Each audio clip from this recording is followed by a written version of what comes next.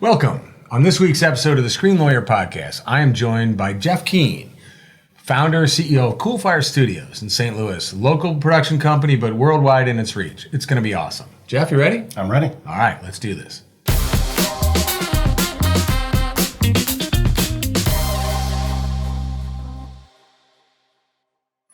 Hey there. Welcome to the Screen Lawyer Podcast. I'm Pete Salsich, the Screen Lawyer, and my guest today is my longtime friend, the founder and CEO of Coolfire Studios here in St. Louis, Jeff Keane. Jeff, welcome.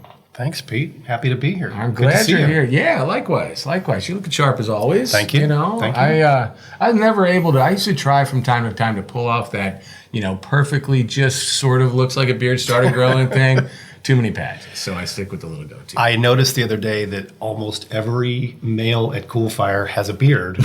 And I thought, wouldn't it be funny if on some Friday we all walk in and we've all shaved our beards? Yeah, I think really that's it. Freak people out. And as you guys do at Coolfire, I'm sure somebody would have captured it all on film and it would be on the next reel. Yes, we do tend to play with facial hair sometimes, and the famous mustache video of 2008. Yes. Oh my gosh. So this is going to be great. I'm so excited to have Jeff here. So there's a reason. People who have watched this podcast, listen to this podcast, know me, know that I go by the Screen Lawyer and know that I work in this area of production, legal, and all things getting on a screen. But it all started with Jeff, right? Do you remember? Yeah, I mean, you said that the other day, and I guess I didn't really realize that was the case, but I guess in a sense it's true. I mean, I had done a little work in and around the industry, but when we had started back in 2009, I think, or early 2010, you were, we knew each other. We'd done a little bit of work together, but I was, had two guys behind the restaurant was my law firm at the time, Brickhouse Law Group. And you came over one day, we sat in a little shared conference space that we had, and you said, I think I want to get into TV. I think I want to do these things called apps, and maybe start some companies. And that's where it all started. Yeah, it is. 2010, we spun off two new companies from what was then Coolfire Media, which was basically a commercial production company. And we decided we wanted to stick our toe in the water a little bit in the world of reality television. And in order to do that, we were going to spin off a separate company. And there were a lot of questions around how to set up that company. And of course, all the legalities around copyrights and trademarks and all that kind of stuff. So, and then at the same time, we spun off a software company too that was originally making mobile apps for the military.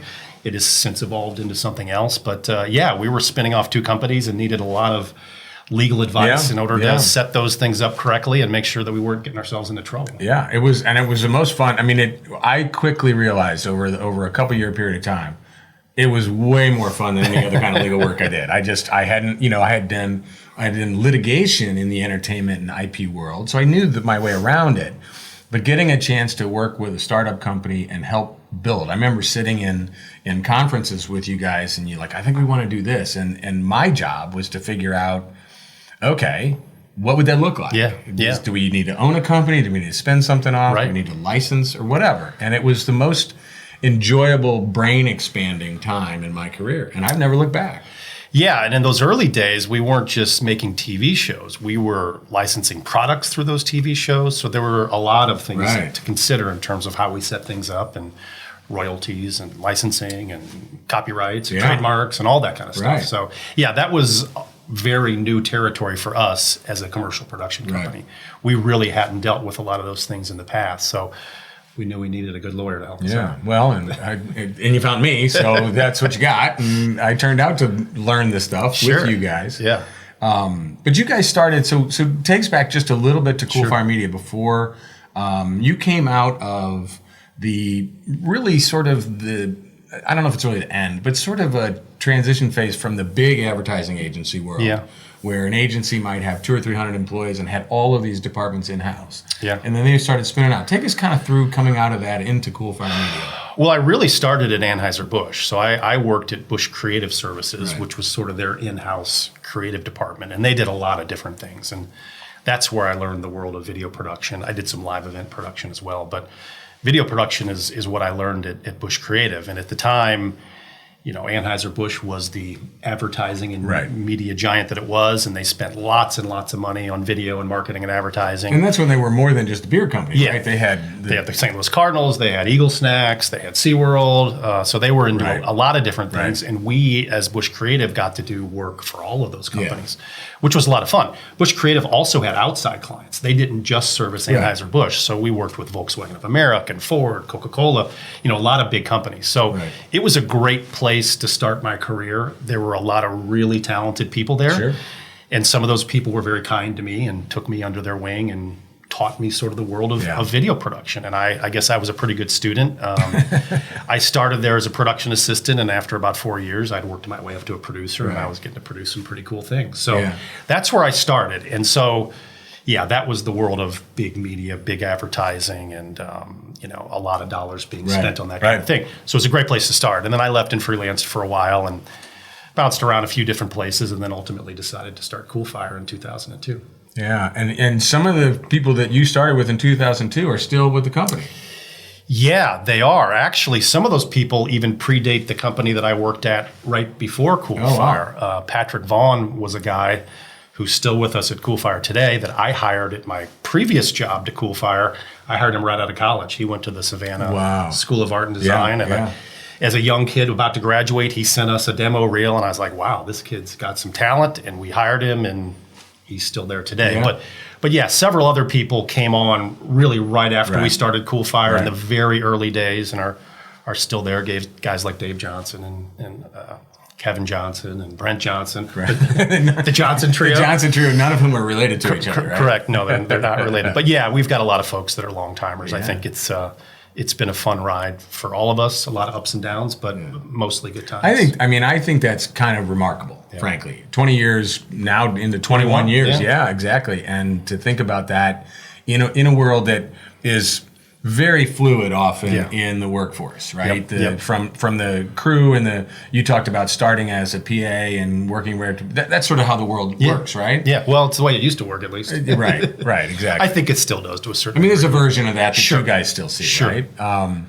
By the way, I need to, before we leave the topic of the Johnson trio, I need to give a shout out to Brent Johnson. If you all like the music here, our theme music on the Screenlayer podcast. And Brent Johnson, composer, brilliant musician, wonderful guy, answered my request. Hey, can you help compose some music for this podcast? And he did. So if you like it, be sure and check out Brent's work. He's awesome. Yep, he is amazing. So that's really cool. So, all right, so Coolfire Media grows into spins off the new companies, and then eventually you guys merge back 2 of the 3 companies, right, into what's known as Coolfire Studios. Correct. And that was taking place kind of at a point in the world where lines were getting blurred of where money was coming from, right? So my memory, and I was working with you by then, is that where in the reality TV world, the money always flowed from there was one direction it flowed, right? We would get the rights to a subject of interesting family that would make good TV for a funny business or whatever the subject was,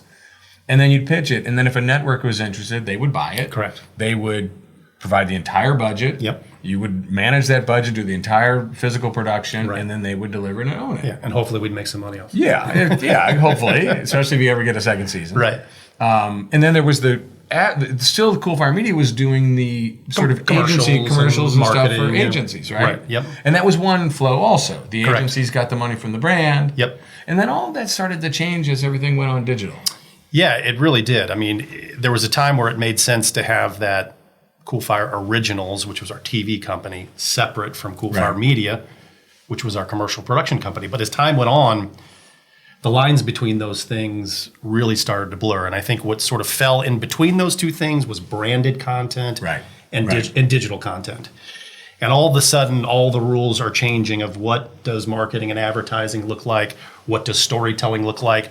Those two things kind of merged together in branded content, which we got big into because we had the experience working with brands and we had the experience telling longer form stories. And so it was a very natural fit for us to get into the world of branded content. And so once that started happening, we realized all of the lines were blurred, all the walls were down, all the silos were gone. So we took Coolfire Originals and Coolfire Media and merged them back into one company, which is now Coolfire Studios. I remember that. That's the first time I ever drafted merger documents. That was one of the coolest thing for me is while you guys were learning how this new revenue streams, new distribution platforms, how that world worked, and navigating it professionally because of the skill that you had, I was learning how those structures work from a legal structure, and from an ownership structure and from a workforce structure and that sort of thing. So it was a really cool time. It was. And then now you've evolved even more. I mean, what do you think is sort of the mix more now? Is it more of the television, or is that, or is it divided up across different things? It's still all of those things, but I would say the area where we're growing the most is video content for social channels. Oh, right. So, a number of years ago, I think every major brand realized they've got these channels. You got to put something out there. And so that's like a company's Facebook page, YouTube Facebook, channel, YouTube, Instagram, TikTok now. Right. They've got these channels. What am I going to put out there? How are we going to program those channels? They're on all the time. Right. We're saying something to our customers. What are we saying? Right. And then also, you start to realize that video content is the thing. If anything's going to cut through, it's going to be good video content. So now I need video content for these channels. And so we started making video content for brands' channels. And then we realized they really needed kind of some help with an overarching strategy of how to do that. Right. So it wasn't just make them some content and throw it out there. It's put some strategy behind it, make the good content, and then make sure that content is being delivered to the right audience. Right. So that's sort of the digital engagement portion of it, right? Yeah, that's the part of our company now that I think is probably growing the fastest. Although, again, we're still doing all the other stuff that we've done before. And you get, as you said, I mean, and this is something you guys always talk about storytelling. And I at first I thought, that's just how they talk. But in a way, it's really very, very true, right? Yeah. Whether you're a brand, and it comes back, the longer I practice, the more I realize a contract is telling a story. I teach a class at St. Louis U, and on drafting IP contracts, and I basically say you have to tell a story that someone who's not a lawyer can read from start to finish and know what's supposed to happen. Yeah. And I learned that lesson from you guys. If the story doesn't make sense, then something's wrong, and it's not going to be whatever your purpose is. Right. And it's something you guys do no matter what you put. Yeah, it's right content, right audience, and you got to tell a good story, whether it's a 30-second TV spot or a half-hour or hour-long episodic TV show or a documentary or a feature film. It doesn't matter what it is. You got to tell a compelling story that's going to grab somebody and make them feel something or do something or be something.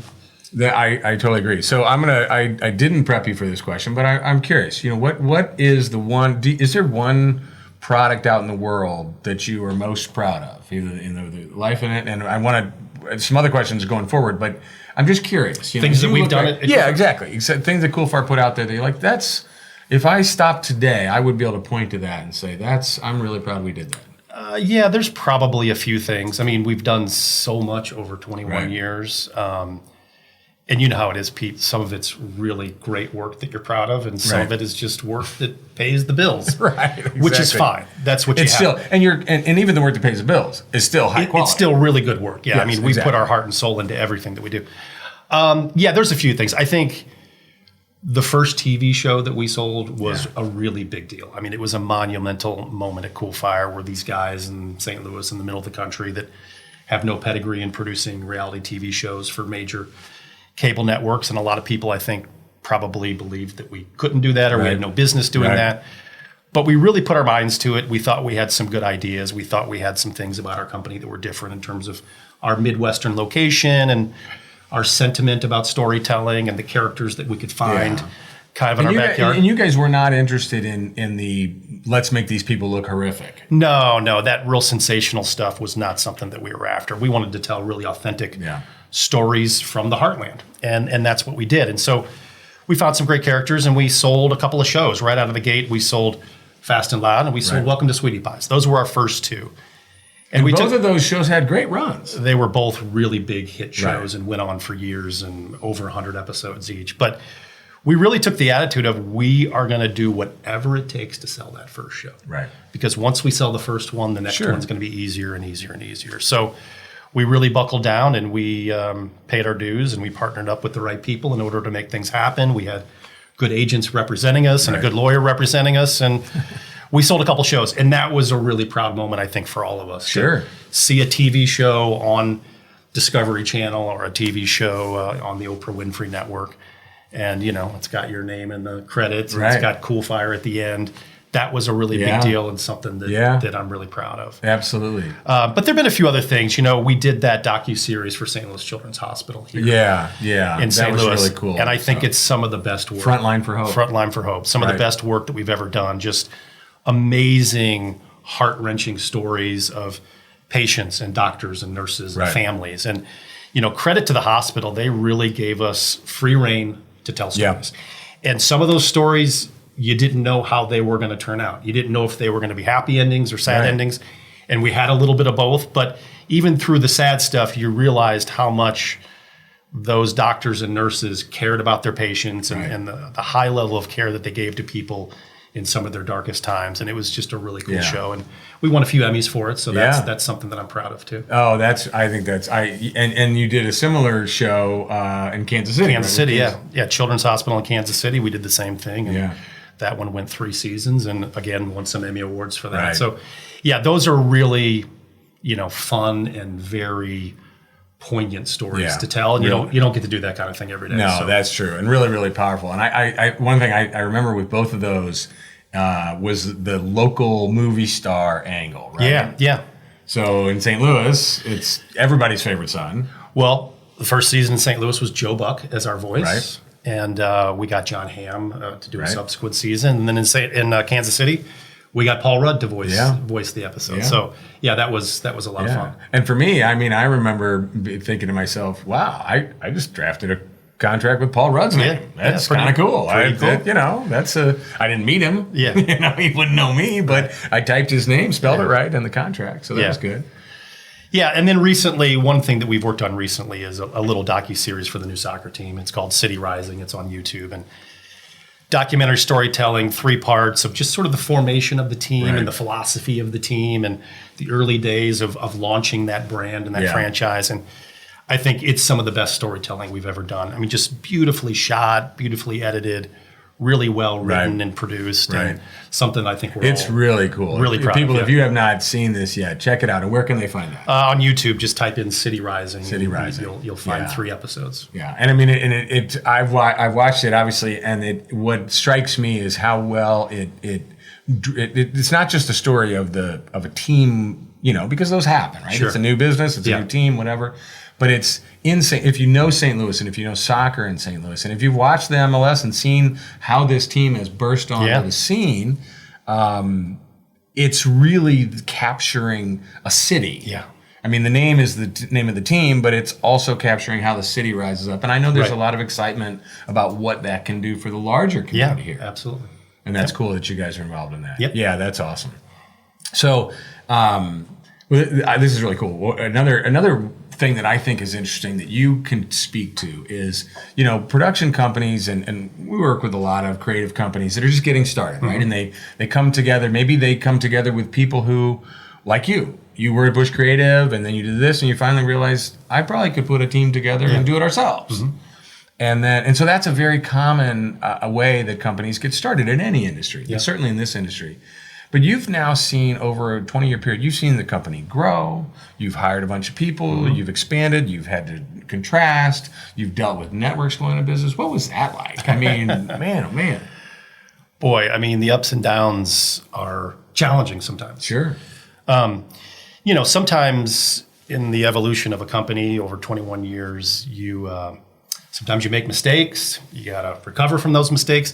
And sometimes things just happen to you that are completely and totally out of your control, that are a real punch in the gut. And we've had a couple of major cable networks that we worked with, that we had shows on the air with, that have just one day gone out of business. And when they went out of business, you lose a TV show. Right. And a TV show is potentially millions of dollars worth of revenue a year. And you've probably staffed up for that. You've staffed up around it. You've budgeted for that. Right. You forecast with that in the budget, and then all of a sudden, in the blink of an eye, it's gone. And no apologies, no notice, no thank you notes later. It's just it's just gone, and you have to kind of pick up the pieces and go on from there. Yeah. So the TV world is tough. I mean, it's really been an up and down ride for us. We've had years where we've sold multiple TV shows, and we've had years where we didn't sell any TV shows. But we keep at it because I think it's an important part of our business, and it's a creative part of our business, and we like telling those long form stories. Yeah, so. yeah. And you've done some full documentary films, right? We have, yeah. We did a documentary called Magic in the Mountains. Yeah. It's about the story of the 1960 Winter Olympics and Walt Disney's involvement in that. That's a real fun one.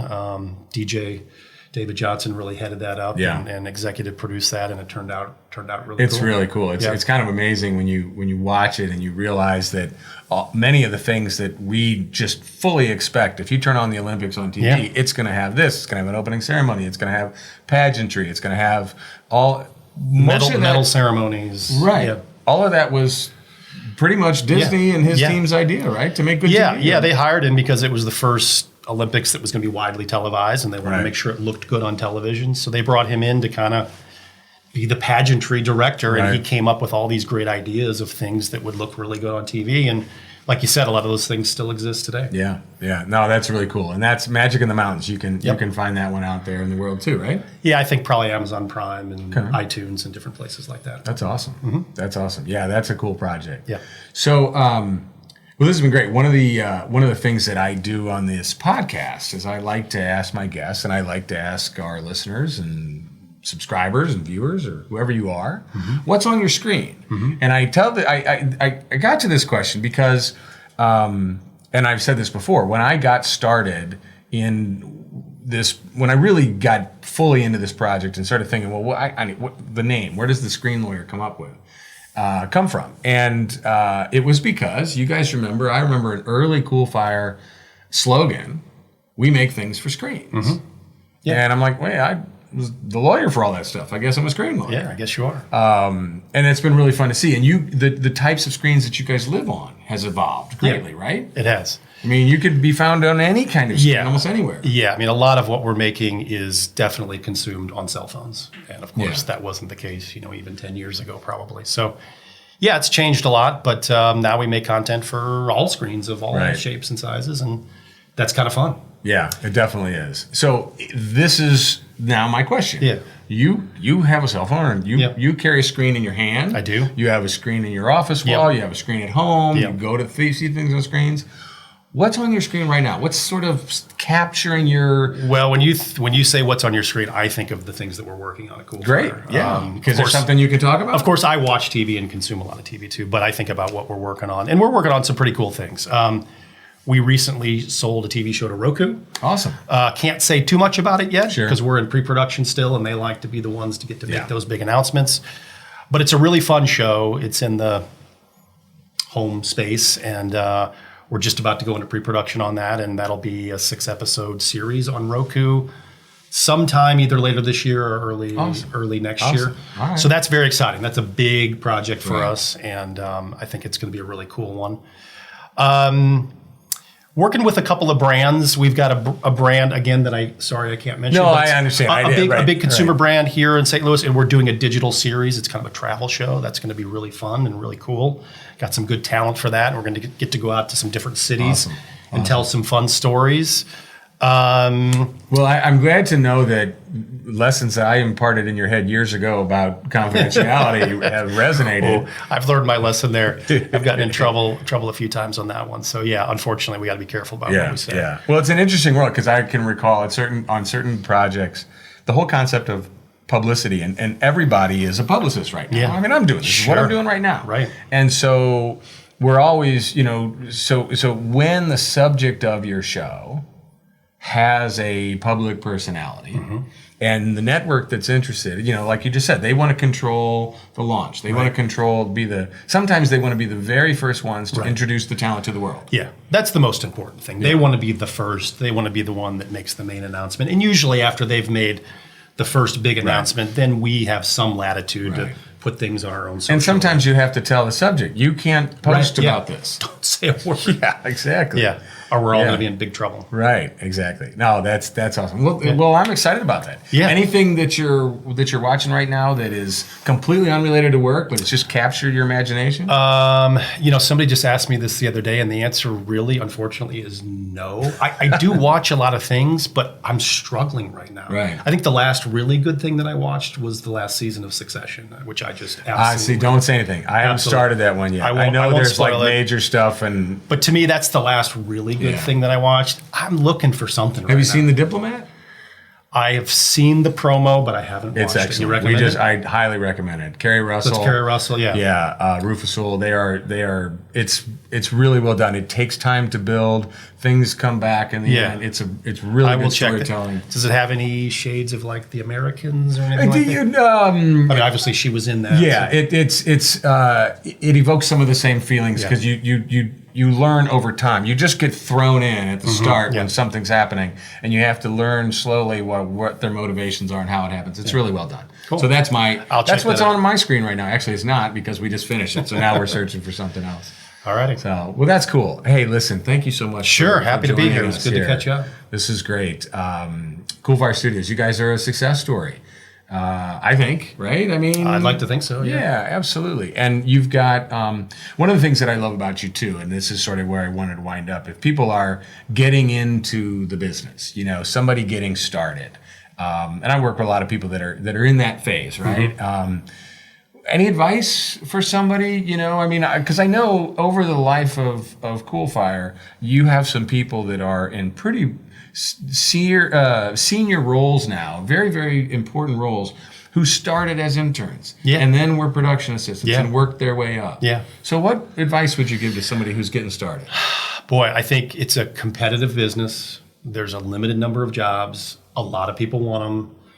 And I always tell young people, you just got to work really hard. Yeah. And, you got to find a way to get your foot in the door somewhere. And then you make yourself indispensable. I mean, I think a lot of the people that work at Coolfire came in at very low levels or interns and at some point they just became so indispensable that we have to keep promoting them and keep giving them more responsibility. So, get your foot in the door somewhere, work really hard, make yourself indispensable, and do the little things right. If you do the little things right, then people give you more and more responsibility. And sometimes you have to say yes to the question that gets asked you that day that the answer is no, but I'm going to say yes anyway and figure it out. Fake it till you make it a little bit. Sure. Absolutely. I mean, we've done that as a company, and I think as individuals, we've all probably done that. That's what I'm doing right now. Hey, we're early in the podcast realm, hopefully for a long run, learning as we go. Yeah. Well, this has been fantastic. Thanks a lot for coming down. Appreciate having me. It's great having you in our little Screen Lawyer podcast studio. Especially since you are in an environment with really cool big studios. Sometimes. We do all right? Yeah, pretty good. All right, excellent. Well, thanks very much. Hey, everybody, find us wherever you get your podcast, the Screen Lawyer Podcast. We drop every other Wednesday. And you can also check us out on our YouTube channel at The Screen Lawyer, where these episodes are also posted. And if you're watching there, subscribe and like and share and tell the world, because we'd love to hear what's on your screen. Talk to you soon.